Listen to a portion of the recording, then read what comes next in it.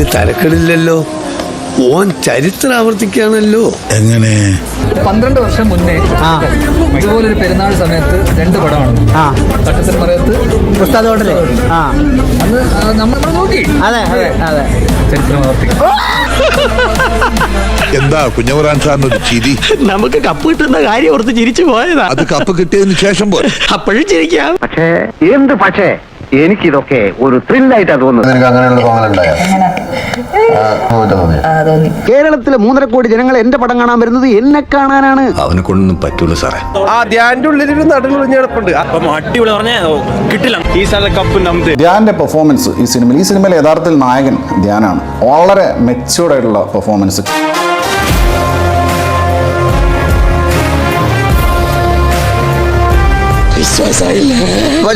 വിശ്വാസം പറ്റുന്നുണ്ട്.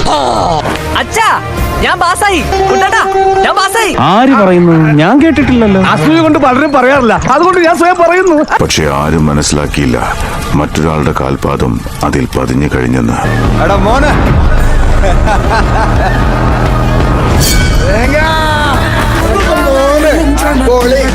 ഫുള്ള് വൈബാണ്, അടിച്ച് പൊളിക്കാൻ. ഫുൾ ആവേശം, രോമേശിനേക്കാളും ആവേശം. തൽപരകശിയല്ല. കണക്കുകളൊന്നും ശരിയാകുന്നില്ലല്ലോ ഗംഗാര. നമ്മുടെ ഒരുപാട് ബ്ലോക്ക് ബസ്റ്റേഴ്സ് ഉള്ള വർഷമാണിത്.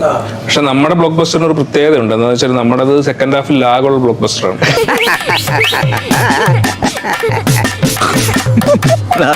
ധ്യാൻ ഇങ്ങനെ ജസ്റ്റ് ഇങ്ങനെ സൂചിപ്പിച്ചായിരുന്നു. ധ്യാൻ ഇന്റർവ്യൂസ് കാണാറുണ്ടോ നിങ്ങളിപ്പോ?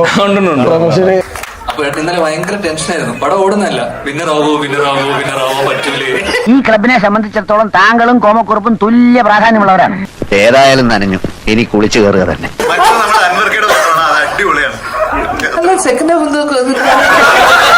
ഹലാക്കിന്റെ പണികൾ ഓരോന്ന് കാട്ടിക്കൂട്ടുമ്പോ ആലോചിക്കണമായിരുന്നു.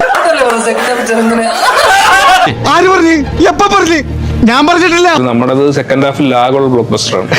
പോയേ കയ്യിന്ന് പോയേ.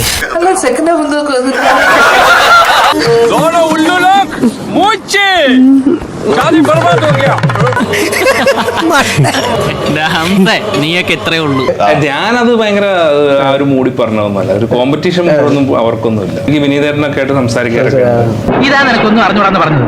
ഇവിടെ ഞങ്ങൾ തമ്മിലുള്ള ഇരിപ്പ് അങ്ങനാ. Very close.